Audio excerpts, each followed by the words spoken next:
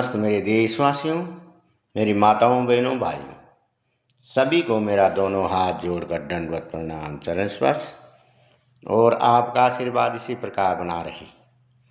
मेरी माताओं, बहनों, भाइयों, आज मैं यहाँ पे मां से बढ़कर कोई नहीं है इसके संबंध में थोड़ा सा कुछ कह रहा हूँ, ध्यान से सुने। धरती पर जन्म लेने से ठीक पहले एक नन्ही और मासूम आत्मा ने स्वयं कर भगवान से पूछा, प्रभु मैं इतने छोटे और असहाय रूप में कैसे जी पाऊंगा, मुझे तो कुछ नहीं आता है।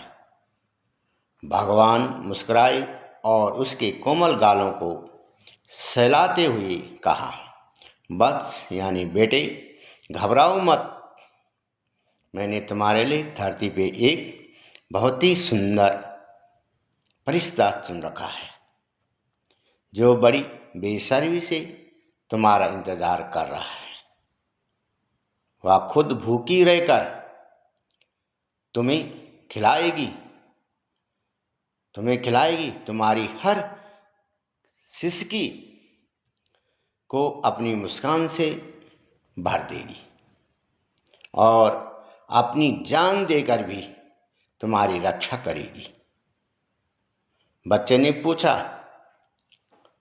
हे प्रभु मैं उस फरिश्ता को किस नाम से पुकारूंगा, उसका नाम क्या होगा? भगवान ने कहा, संसार में उसके कई नाम है, लेकिन तुम सिर्फ माँ कहकर पुकारना। क्या कहकर? माँ कहकर ही पुकारना। वह शब्द ही तुम्हारे लिए पूरी सृष्टि का सबसे सुरक्षित आंचल बन जाएगा।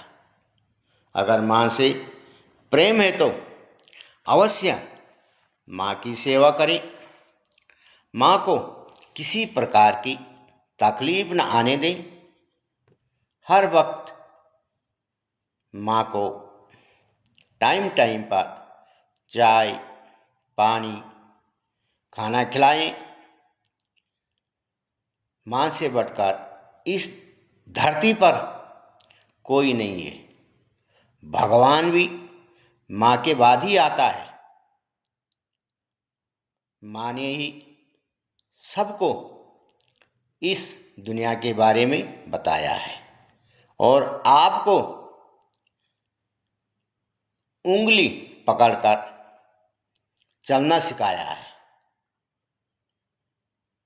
अपना भूखे रहकर तुमको खाना खिलाया है।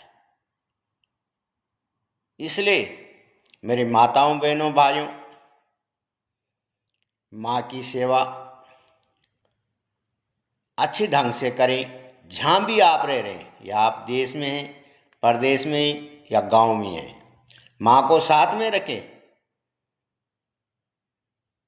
ये नहीं कि माँ बाप गांव में, आप शहरों में हैं, माँ बाप गांव में रो रहे हैं, आप शहरों में मस्ती से खा पी रहे हैं। इसलिए मेरे माताओं, बहनों, भाइयों, जहाँ भी रहे माँ बाप को साथ में रखें। अगर इसमें कुछ गलत लिखा गया हो या बोला गया हो, अवश्य मुझे अवगत कराना। तब तक के लिए जय हिंद, जय भारत, जय उत्तराखंड।